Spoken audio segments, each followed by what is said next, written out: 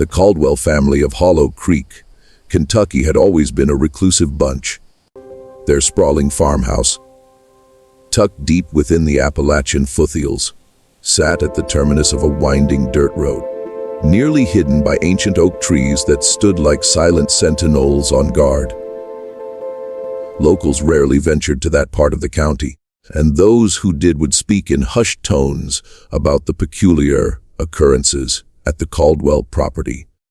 It was the summer of 1947 when a young journalist by the name of Thomas Reed arrived in Hollow Creek, fresh out of college and eager to carve out a reputation for himself at the Louisville Courier-Journal. Thomas had caught wind of whispers about the Caldwell family while working on a story regarding coal mining disputes in eastern Kentucky. Rumors swirled about a family that hadn't aged in generations, about children who remained children far too long, about a patriarch who ought to have been dead and buried, but still worked his fields with the vigor of a man half his age. Such tales were mostly dismissed as backwoods superstition, the sort of folklore that thrives in isolated mountain communities. But Thomas Reed saw things differently. He recognized a story, perhaps the very story that would make his career. The dashboard clock of Thomas's 1939 Ford Coupe read 4:17 p.m. as he turned onto the dirt track leading to the Caldwell farm. The late afternoon sun filtered through the dense overhead canopy, casting dappled shadows across the windshield. As he pushed deeper into the hollow, the radio dissolved into static. Perry Como's velvety voice, eventually swallowed completely by the crackle of interference. Thomas clicked off the radio and rolled down his window. The summer heat pressed down oppressively, the air thick with humidity and the sweet scent of honeysuckle. Cicadas droned in the trees, their rhythmic buzzing the sole sound besides the crunch of tires on gravel, and the occasional clink of his camera equipment shifting on the passenger seat. As the road bent sharply right, the Caldwell farmhouse materialized before him. Thomas slowed the car to a crawl, taking in the view. The two-story structure stood well, maintained yet clearly aged, its white paint yellowed with the years. A broad porch wrapped around the front, complete with rocking chairs and hanging baskets of plants. Smoke curled lazily from a stone chimney, notwithstanding the summer heat. What seized Thomas's attention, however, was the family assembled on the porch. From a distance, they appeared perfectly ordinary, a man and woman, maybe in their 40s, accompanied by 3 children of varying ages. The man stood tall and broad-shouldered, dressed in overalls and a white shirt with the sleeves rolled up. The woman wore a floral print dress, her dark hair pulled back into a simple bun.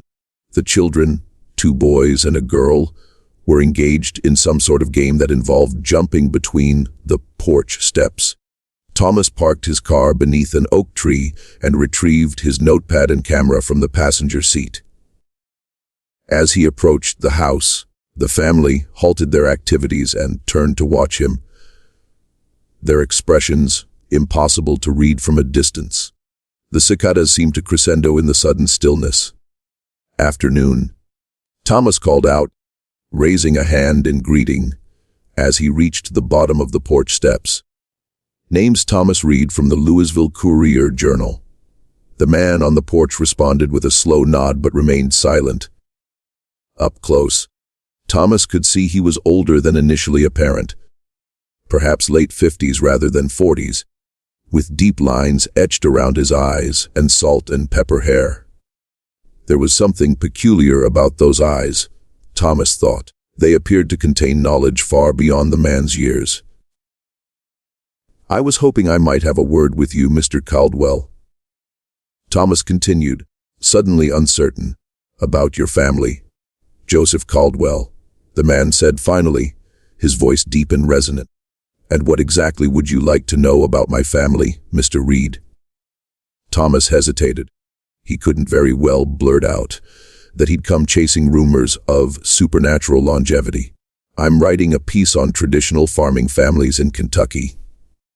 He lied smoothly.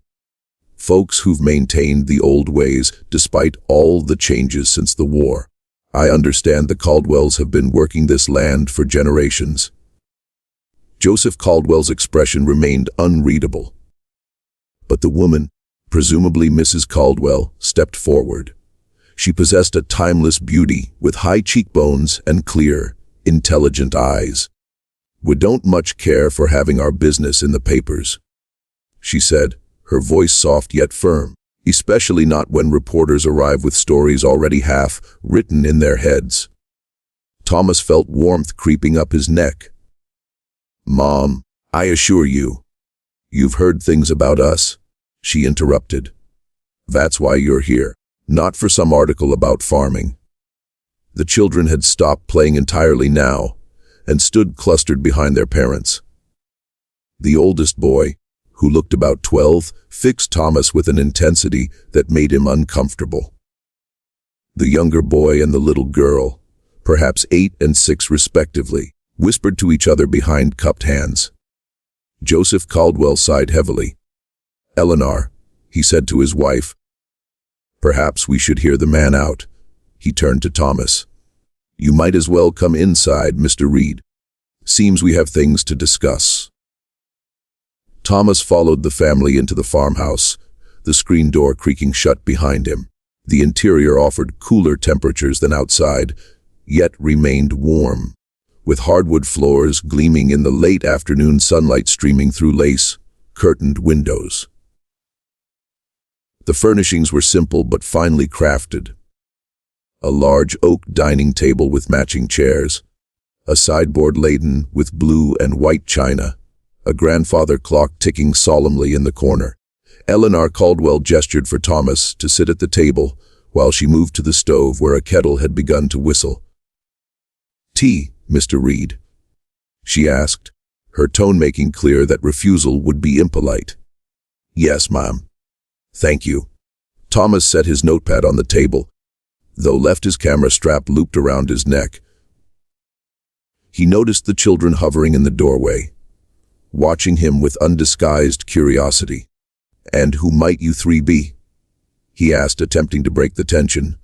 The oldest boy stepped forward, shoulders squared. "I'm Samuel," he said. "This is my brother James and my sister Margaret." The younger children nodded in acknowledgement, though remained silent. Joseph Caldwell took a seat across from Thomas, folding his weathered hands on the tabletop. "Now then, Mr. Reed, why don't you tell us what you've heard about our family that's brought you all the way out here to Hollow Creek?"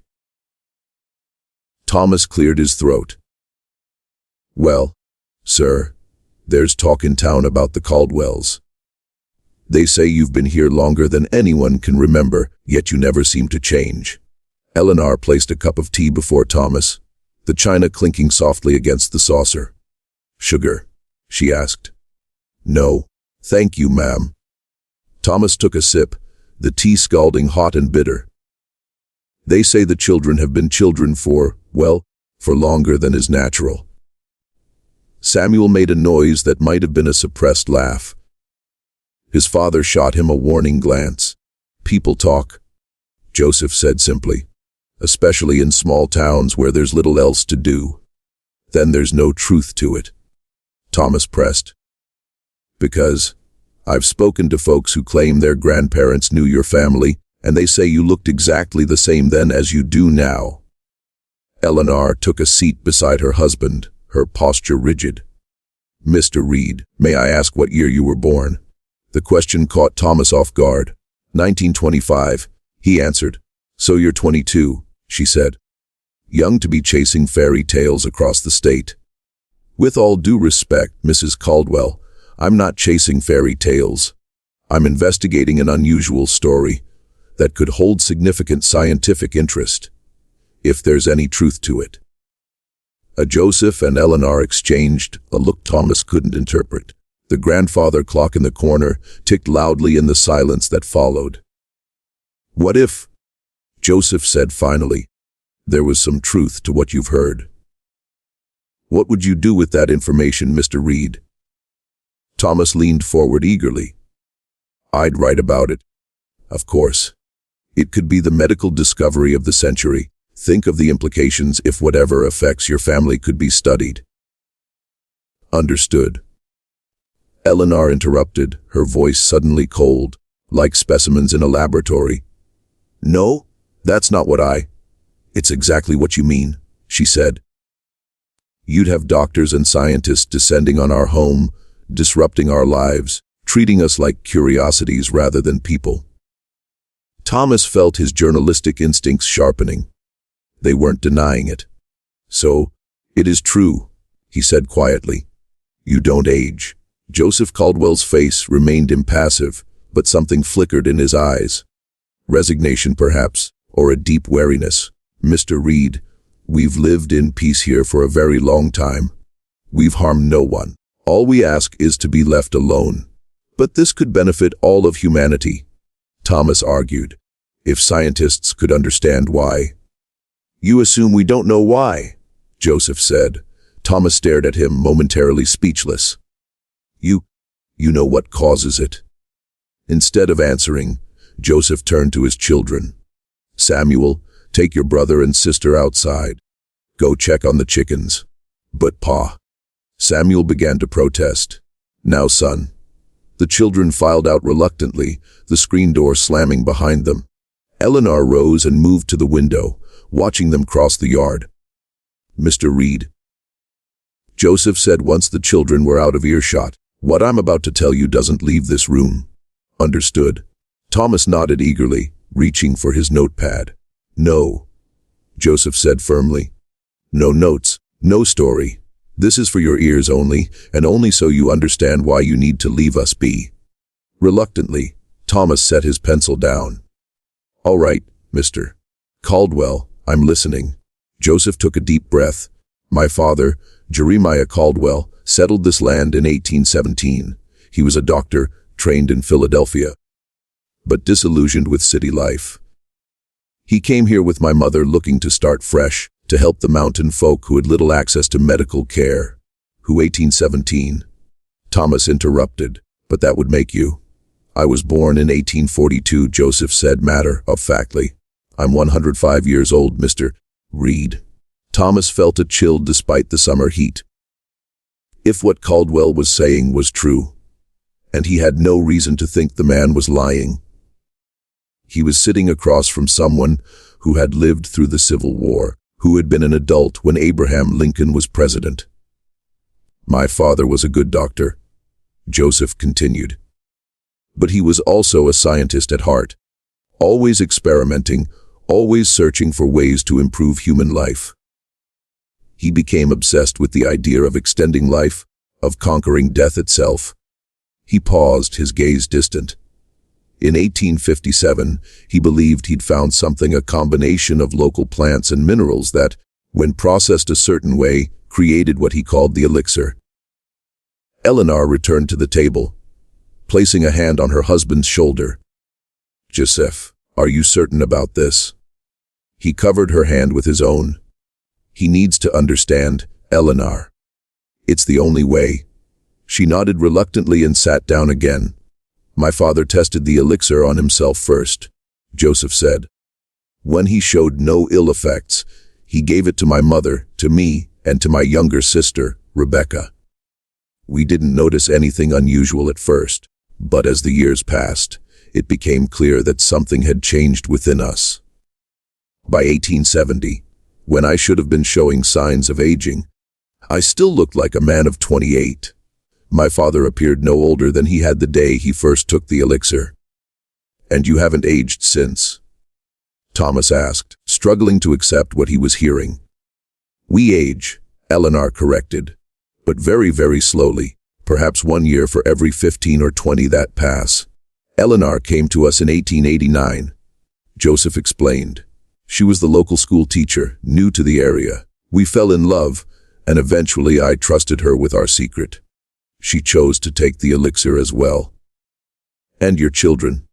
Thomas asked. Joseph and Eleanor exchanged another look. They were born as normal children, Eleanor said carefully. But they inherited the effects. They age normally until around 12 years old, and then it slows dramatically. So, how old are they really? Thomas couldn't help asking. Samuel was born in 1901, Joseph said.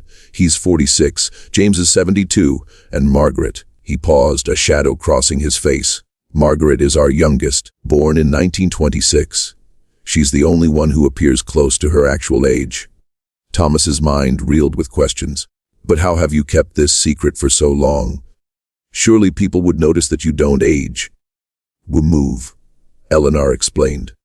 Every 20 years or so, we sell the property, change our names, and relocate to another isolated area. Then, after a generation has passed, we sometimes circle back. Human memory is short, Mr. Reed. Few people live in the same place their entire lives anymore. Those who do are often willing to dismiss what they see as impossible. But you said your father discovered this in 1857. Thomas pressed. That's 90 years ago. Why hasn't he published his findings? Why keep something so monumental a secret? Joseph's expression darkened. My father did try to share his discovery once. In 1863, during the Civil War, he approached the Union Army, believing the elixir might help save wounded soldiers. He was naive. They didn't see a medical miracle. They saw a military advantage. They seized his notes, detained him for questioning, tried to force him to produce more elixir. What happened? He escaped. Joseph said simply. Returned home and destroyed all written record of his work. He vowed never to share the formula again and made us promise the same. Where is he now? Thomas asked. Your father. Dead. Eleanor answered before Joseph could speak. Some things the elixir cannot prevent. Disease still affects us. Jeremiah Caldwell died of tuberculosis in 1892. Thomas sat back in his chair, overwhelmed by what he was hearing. If it was true, and despite the fantastical nature of the tale, he was inclined to believe the Caldwells.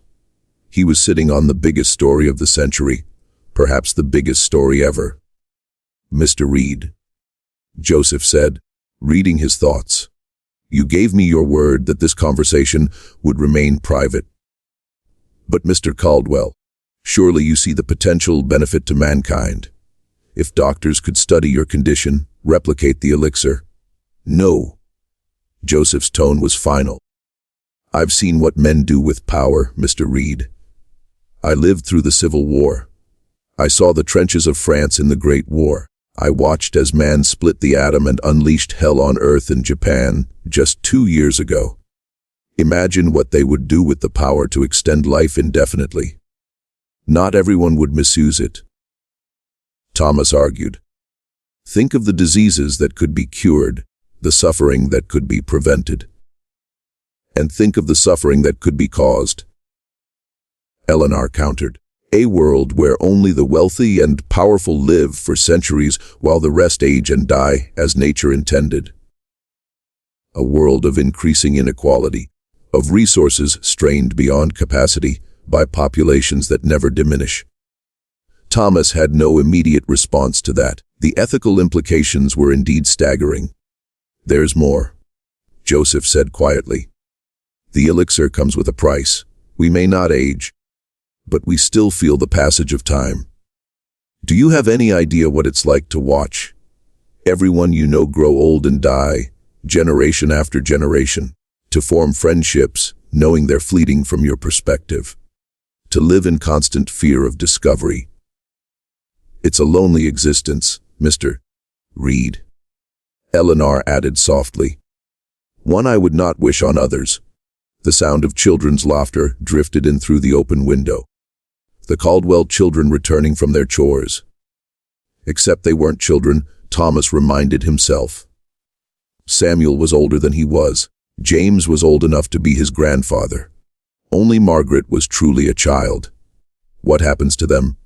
Thomas asked. Your children? Will they live like this forever, moving from place to place, watching the world change around them while they remain the same? They have each other, Joseph said, though a hint of doubt crept into his voice. And they have us. It's not the life we would have chosen for them, but it's the only one we can give them now. Thomas looked down at his untouched notepad, at the camera hanging around his neck. The story of a lifetime was sitting right in front of him. Proof of near immortality, a medical miracle hidden away in the Kentucky hills. His editor would promote him on the spot. His name would be known nationwide, and the Caldwells would be hounded relentlessly for the rest of their unnaturally long lives.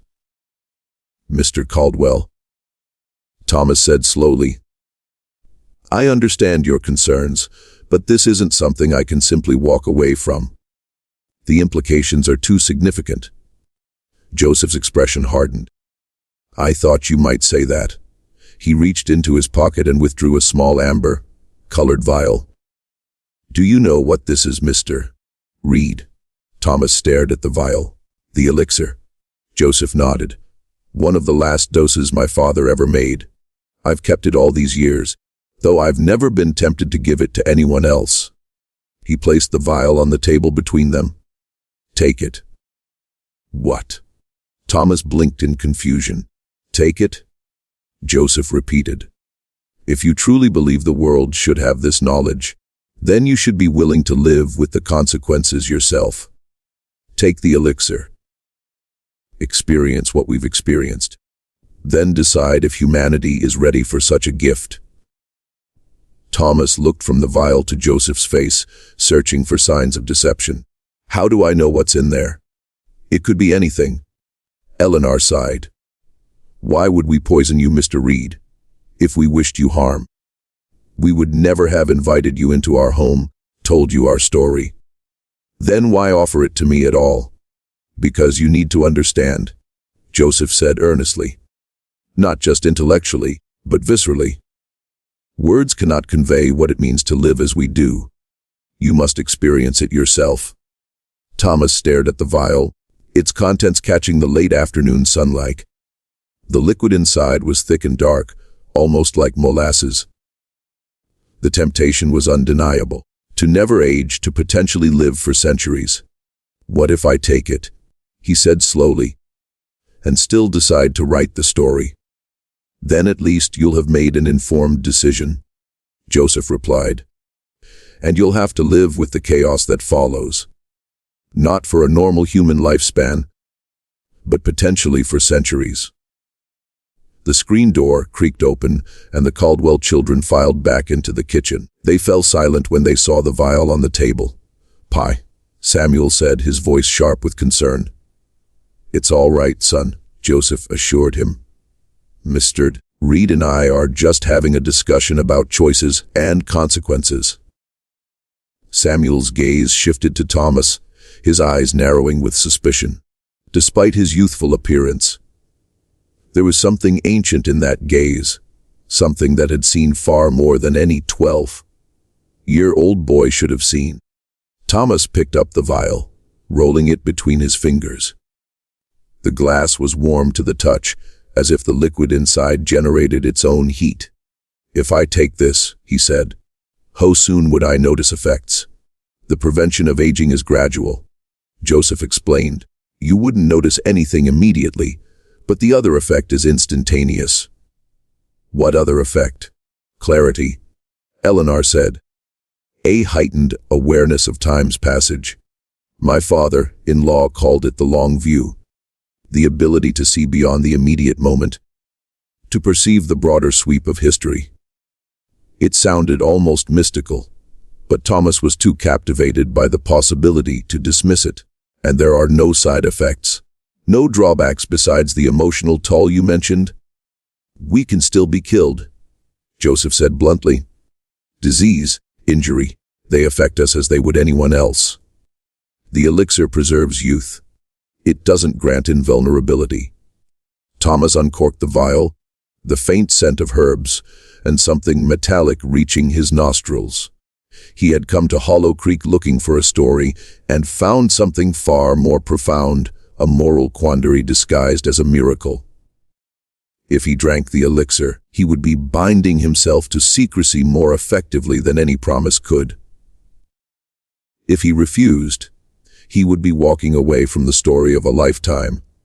"I need to think," he said, recorking the vial and slipping it into his pocket. "This isn't a decision to make lightly." Joseph nodded. "A wise choice, Mr. Reed. Few in your position would hesitate." "You'll stay for supper," Eleanor said. It wasn't a question. "It's nearly ready, and you've come a long way."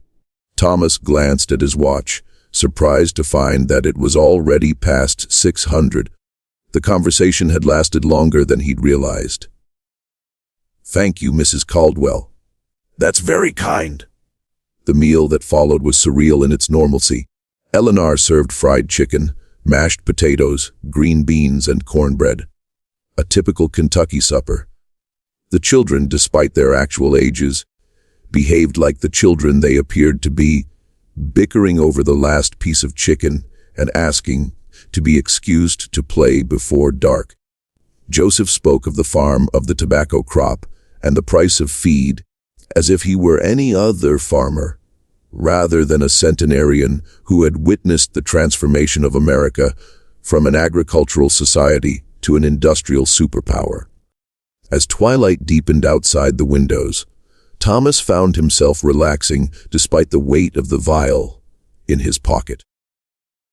There was something peaceful about the Caldwell home, something that transcended the incredible secret it contained. After dinner, Joseph invited Thomas onto the porch for a smoke. The night air was cooler now, a welcome relief from the day's heat. Fireflies blinked in the yard, and somewhere in the distance a whip-poor Will called. "My father planted those oak trees," Joseph said, gesturing with his pipe toward the massive trees that lined the drive. "They were saplings when I was a boy. Now look at them." Thomas tried to imagine watching trees grow from saplings to giants, living long enough to see forests mature and landscapes transform. "It must be strange," he said, "watching the world change while you remain the same." Joseph chuckled softly. "Oh, we change, Mr. Reed. Not physically, perhaps, but in here." He tapped his temple with the stem of his pipe. "The mind continues to grow, to adapt. You either evolve with the times or you become a relic, regardless of how young you look." "And the children? How do they cope with not being children?" Joseph's expression grew somber. "That's the hardest part. Samuel and James have lived through it before. The transition from being treated as children to accepting their adult minds. Margaret is just beginning to understand what makes her different. It's not easy for any of them." "Have there been others?" Thomas asked. "Other families like yours, I mean." Joseph took a long draw on his pipe before answering. "My father believed he wasn't the first to discover the principle behind the elixir. He found references in ancient texts, Egyptian, Chinese, even Native American, to substances that prolonged youth. Whether any succeeded as his did, I cannot say." They smoked in silence for a while, watching the stars emerge in the darkening sky.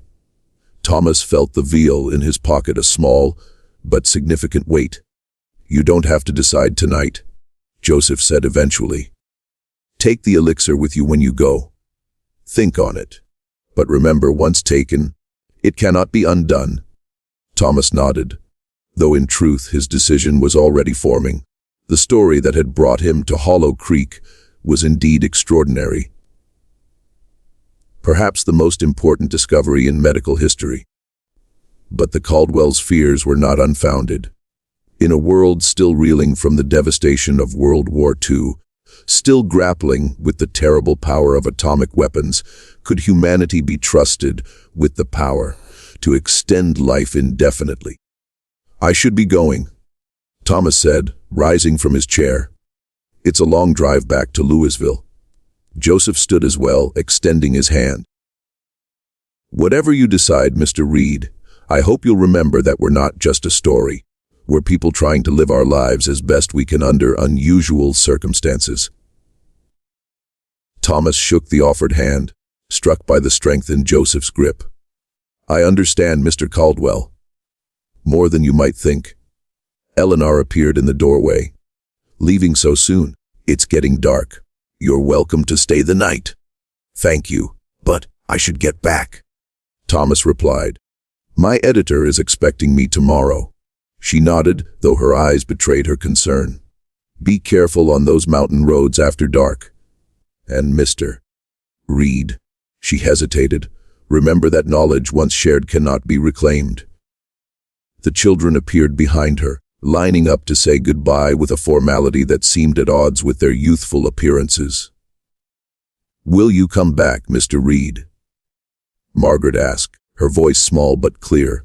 Thomas smiled at her, wondering how it felt to be a 21-year-old woman trapped in the body of a 6-year-old girl. "Perhaps I will, Margaret. Would you like that?" She nodded solemnly. "I would. We don't get many visitors." "Then I'll do my best," he promised, though he wasn't sure if it was a promise he could keep. As Thomas drove away from the Caldwell farm, the headlights of his Ford cutting through the darkness, he found himself looking at the world with new eyes. The vial sat on the passenger seat beside him, its contents gleaming faintly in the dashboard light. The elixir, the key to extended youth, possibly even a form of immortality.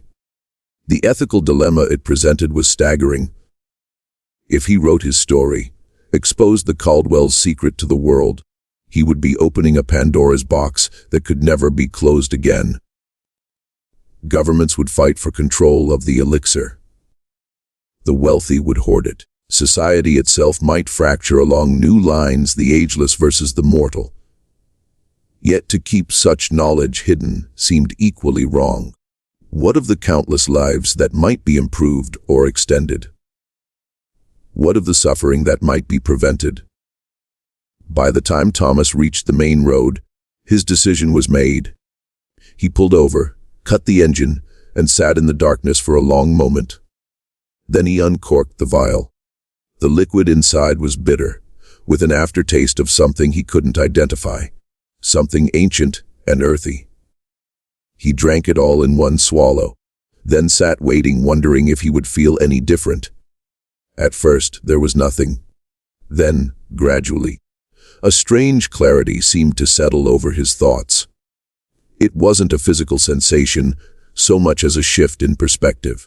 The pressing concerns that had occupied his mind, his career, his reputation, the story he had come to find, suddenly seemed small and fleeting against the vast backdrop of time.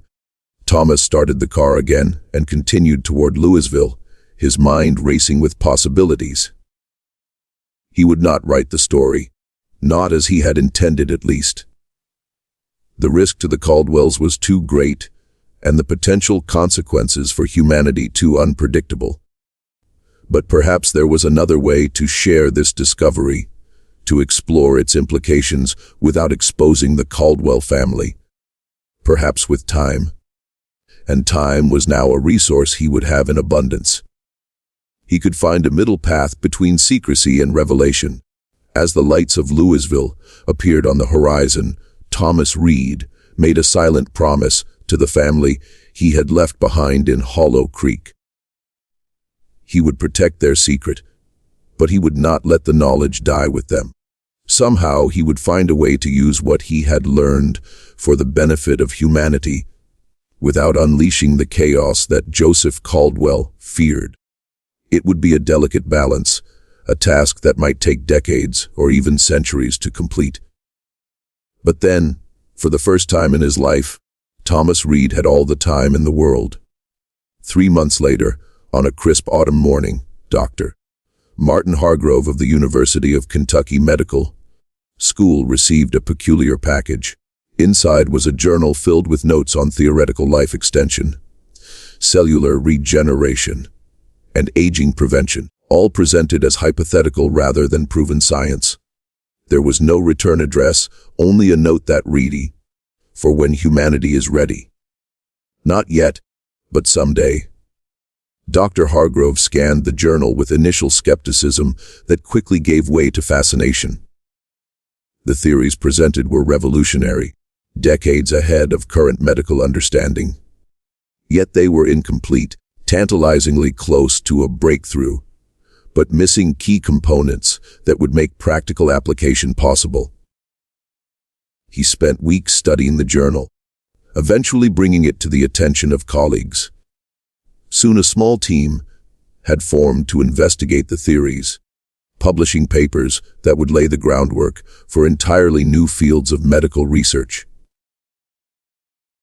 None of them ever discovered the journal's source, though some noted the Louisville postmark, nor did they connect it to the young journalist, Thomas Reed, who had abruptly resigned from the Courier-Journal that same autumn, citing a desire to explore broader horizons. Reed himself had vanished from Kentucky, leaving no forwarding address. Rumors suggested he had moved west, perhaps to California or Oregon. A few people claimed to have seen him years later, looking remarkably youthful for his age, but such sightings were dismissed as cases of mistaken identity. In Hollow Creek, the Caldwell family continued their quiet existence, tending their farm and keeping to themselves. Occasionally a package would arrive from distant cities: books for the children, seeds for Joseph's garden, fabric for Eleanor's sewing. There was never a letter enclosed, never a return address, but they knew who sent them. And sometimes on still summer nights, when the fireflies danced in the yard and the whip-poor called from the trees, Joseph Caldwell would sit on his porch and raise his pipe in silent salute to the journalist who had kept his word. The years passed. Decades turned to generations. The world changed around the Caldwell farm, but the family remained constant, moving occasionally as suspicions arose, always returning when memories had faded. Medical science advanced, spurred in part by the mysterious journal that had appeared in 1947. By the early 21st century, researchers had extended human lifespan significantly. Though true agelessness remained elusive, the key components missing from the journal's formulas continued to baffle the scientific community. And, in a small coastal town in Oregon, a man who appeared to be in his early 30s operated an antiquarian bookshop. He lived simply but comfortably, his shelves filled with first editions and historical texts spanning centuries. Locals knew him as a reclusive scholar with an uncanny knowledge of history. Someone who spoke about past events as if he had witnessed them personally. Few noticed that he never seemed to age. That decade after decade his face remained unmarked by time. Those who did notice eventually died or moved away, their observations dismissed as impossible. The bookseller kept meticulous journals, recording the sweep of history as he witnessed it. And every few years he would distill his observations into anonymous papers submitted to medical and scientific journals around the world. Papers that nudged humanity closer to understanding aging without quite revealing the final secret. It was a delicate balance, this dance between revelation and concealment. But Thomas Reed had learned patience from the Caldwells. He could wait until humanity was ready for the gift and burden of extended life. And in the meantime, he watched and wrote and remembered the family in Hollow Creek who had trusted a young journalist with the secret of the ages. The mystery of the Caldwell family and their apparent agelessness persisted as local folklore in eastern Kentucky. Occasionally ambitious reporters or curious scientists would venture into Hollow Creek, seeking the family that time forgot, but they found only abandoned farmhouses and suspicious locals who claimed no knowledge of any Caldwells. The truth remained hidden in plain sight, preserved in the memories of those who had drunk from the amber vial, and in the pages of journals scattered across the country. Fragments of a secret too profound to share, but too important to lose. And somewhere, perhaps in Kentucky or Oregon, or some other quiet corner of America, the descendants of Jeremiah Caldwell's work lived on, watching the slow march of time with eyes that had seen more history than any textbook could contain, waiting for the day when humanity would be wise enough to accept the gift they had been given. In the archives of the Kentucky Historical Society, a photograph from 1947 shows a farmhouse surrounded by oak trees with a family of 5 standing on the porch. Their faces are partially obscured by shadow, their identities lost to time. But if one looks closely at the corner of the image, a 6th figure can be seen, a young man with a camera around his neck, his expression caught between wonder and resolve. The caption reads simply, "Unidentified family, Hollow Creek, Kentucky, 1947. Photographer unknown. Some secrets, it seems, are destined to remain just beyond the reach of history."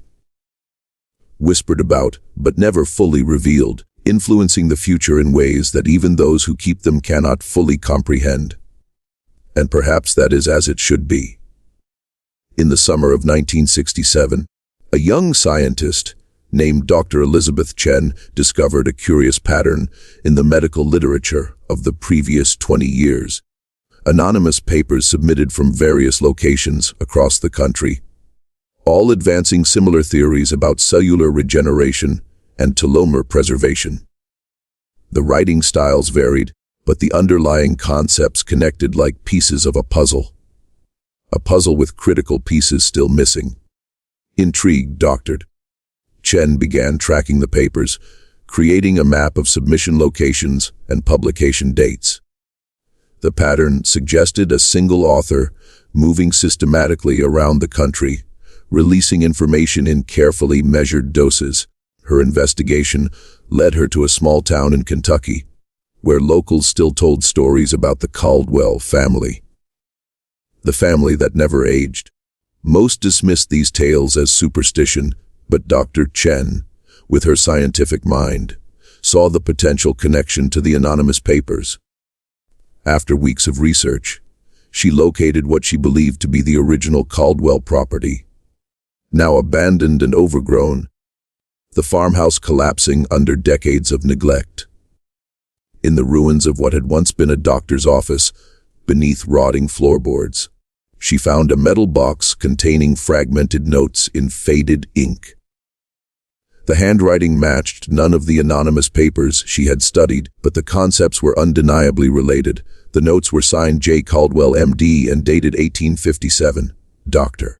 Chen published her findings in a small medical journal, speculating about the connection between the 19th century doctor and the modern anonymous submissions. She suggested that someone had rediscovered Caldwell's work and was systematically releasing it to the scientific community. The paper attracted little attention at first. Then government officials arrived at her laboratory, confiscating her research and swearing her to secrecy under the National Security Act. The Caldwell investigation, they informed her, had been classified since 1863, when Union Army officials had first encountered Jeremiah Caldwell's work on life extension. For over a century, a small division within what would eventually become the National Institutes of Health had been monitoring scientific literature for signs of the Caldwell formula resurfacing. Dr. Chen's paper had triggered long, dormant protocols. She was offered a position within this division, not as punishment, but as recognition of her insight. The government, it seemed, had been tracking the anonymous papers for years, but had never made the connection to the original Caldwell property. Dr. Chen accepted the position, driven by scientific curiosity. What she discovered in the classified archives both fascinated and disturbed her. The government had never obtained the complete elixir formula. Their attempts to recreate it based on Jeremiah Caldwell's partial notes had resulted in compounds that extended life marginally but caused severe side effects.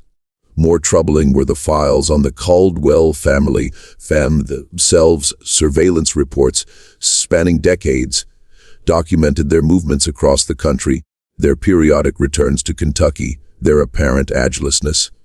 The most recent file contained photographs from 1965, showing a family that matched descriptions from a century earlier, including a child who appeared to be 6 years old, but was documented as having been born in 1926.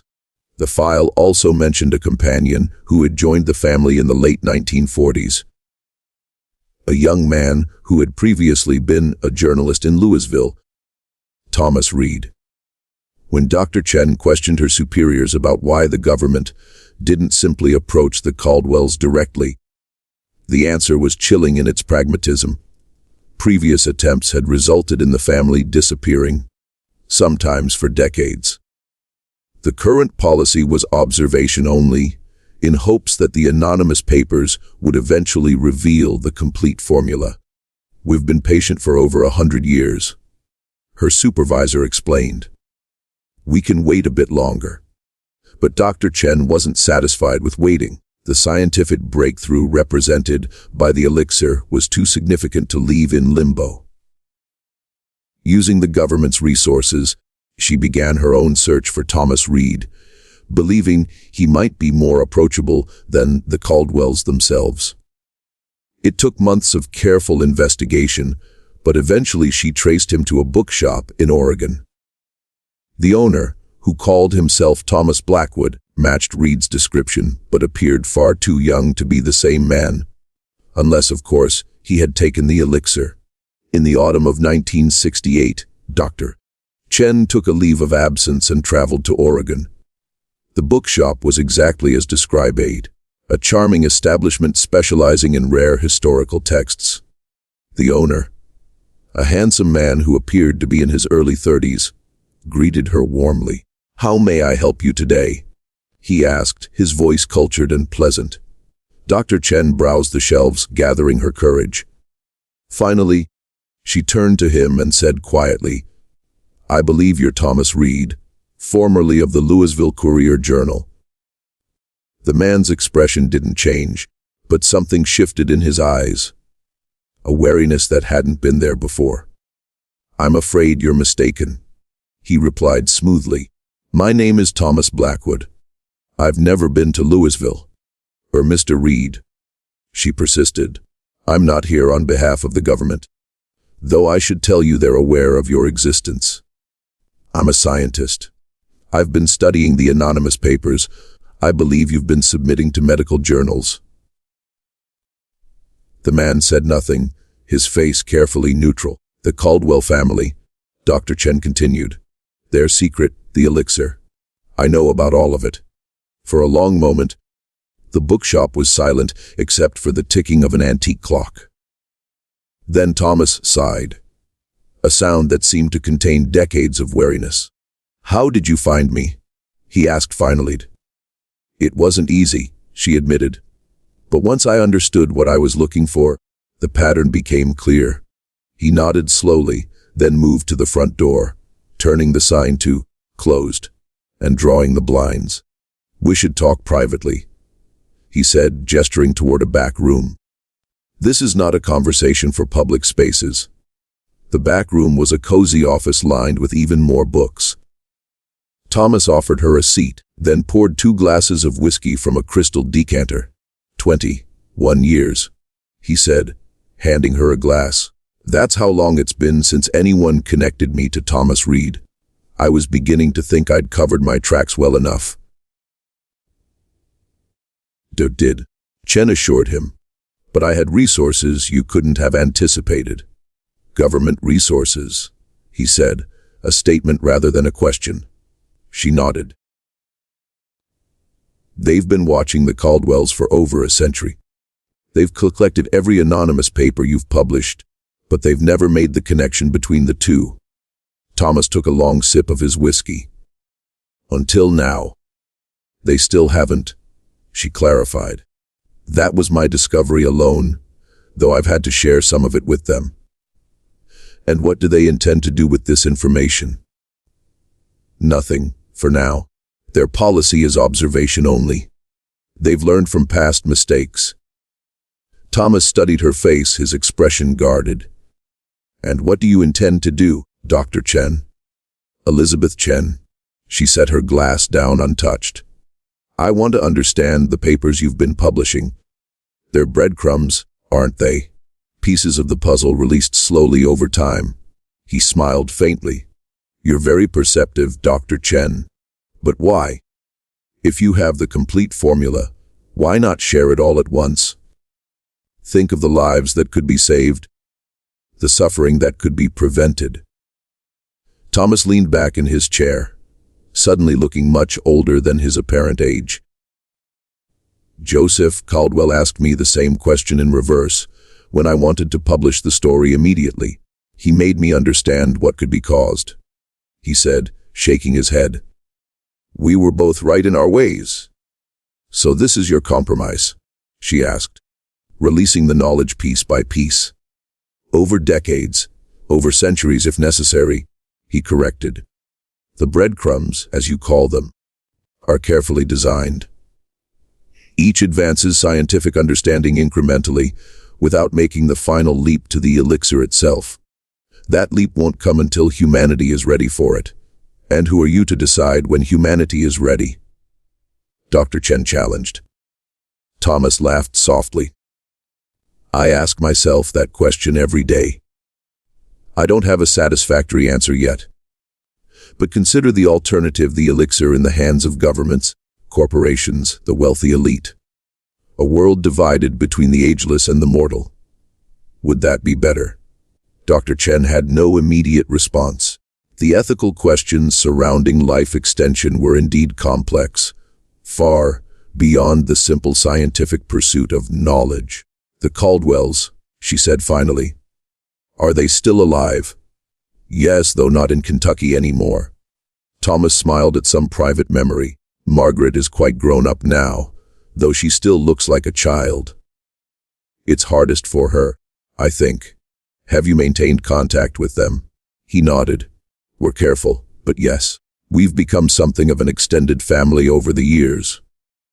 And the elixir itself, is it still being produced? Thomas's expression closed off slightly. Dr. Chen, you seem like a sincere person, but I've already said more than I should have. The location of the Caldwells, the current status of the elixir. These are not things I'm willing to discuss. She understood his caution but pressed on. What if we could work together? My scientific knowledge combined with your understanding of the elixir. We could advance the research significantly, perhaps find a way to make it safe for wider distribution. Safe? Thomas raised an eyebrow. The elixir is physically safe. It's the psychological and societal implications that concern me. Then let's study those too, she urged. Controlled trials, ethical frameworks, regulatory guidelines. We could prepare the ground for an eventual release, ensure it benefits humanity broadly rather than a privileged few. Thomas regarded her thoughtfully. You're very passionate about this. I'm a scientist, she said simply. The pursuit of knowledge is my life's work. And if that knowledge could destroy more than it creates, then we contain it until we find a better solution. But doing nothing, hiding the truth entirely, that's not a solution either. Thomas was silent for a long moment, swirling the whiskey in his glass. When he spoke again, his voice was softer, almost resigned. I've lived with this secret for 21 years, he said. The Caldwells have lived with it for over a century. The burden is substantial. Sometimes I think Joseph was right, that humanity will never be ready. Other times I see the advances we've made, the potential for growth and wisdom, and I hope. Hope is essential, Dr. Chen said. Without it, why bother advancing science at all? A smile touched Thomas's lips. A fair point. He set down his glass and leaned forward. I won't give you the formula, Dr. Chen. Not yet. But I will share something else with you. A theoretical framework for understanding how the elixir affects cellular regeneration. It's more than I've shared in any of the anonymous papers. Consider it a test. A test of what? Of whether partial knowledge can be handled responsibly. Publish your findings based on what I give you. Let's see how the scientific community and the government responds. It wasn't everything she had hoped for, but it was a start. I can work with that, she agreed. Thomas rose and moved to a hidden wall safe behind one of the bookshelves.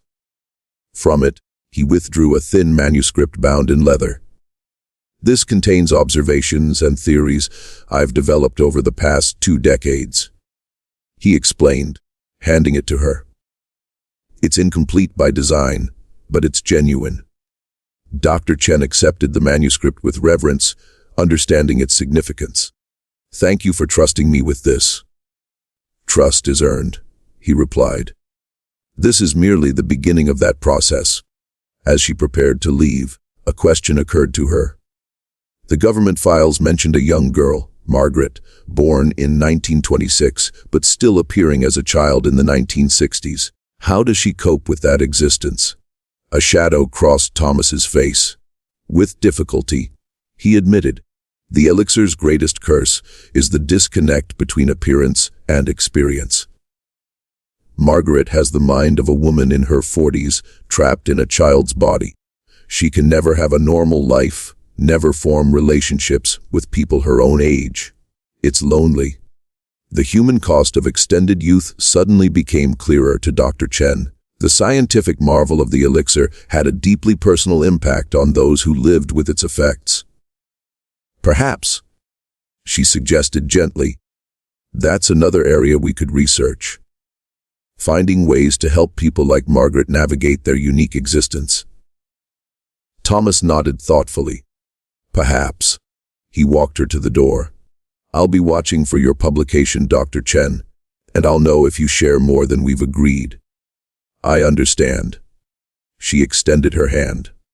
This won't be the last time we meet, Mr. Reed. He took her hand, his grip firm despite his scholarly appearance. No, he agreed. I don't believe it will be. As Dr. Chen left the bookshop and stepped into the Oregon sunshine. She felt the weight of the manuscript in her bag and the greater weight of responsibility on her shoulders.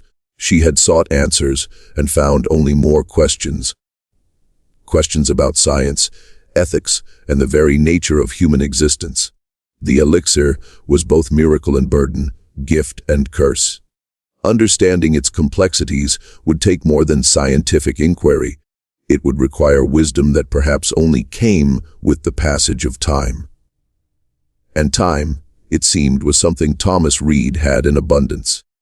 In the decades that followed, Dr. Elizabeth Chen became a leading figure in longevity research, her papers building upon the theoretical framework Thomas had provided. She never revealed her source, attributing her insights to previously unpublished research she had discovered. The government watched her work with interest, but never intervened directly. The anonymous papers continued to appear in scientific journals, now complementing rather than preceding her own publications.